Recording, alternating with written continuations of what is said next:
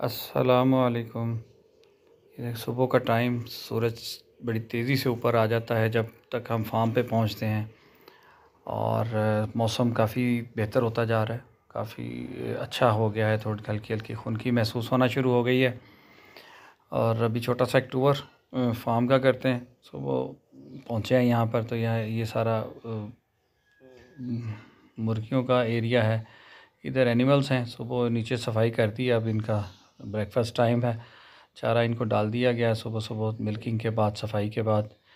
ये एरिया वो है जहाँ पर जानवर मिल्किंग एडल्ट एनिमल हैं सारे इस साइड पर।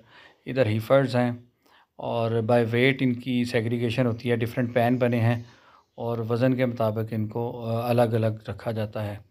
तो ये साइड पे भी आप देखें, सुबह इनके शावर भी चल रहे हैं, आपको नज़र आ रहा होगा।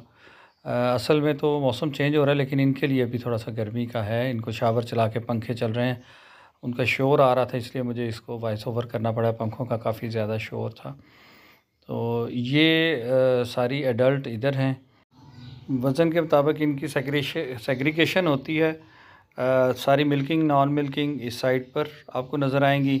उसके सामने जो है पैन, उसमें उससे छोटे हीफर्स हैं, ये छोटी काउज़। उसके बाद सबसे छोटी पीछे पिंजरों में होती हैं, उनको 3 माह तक वहाँ रख के दूध पिलाया जाता है। फिर ये जो पैन जिसके आगे ईंटें लगी हैं, पीछे कच्चा है बैठने के लिए इनके लिए, तो ये उसके बाद इसके अंदर आ जाते हैं। इसमें छोटे साइज़ में खुरलियाँ बनाई हैं इनकी सहूलत के लिए।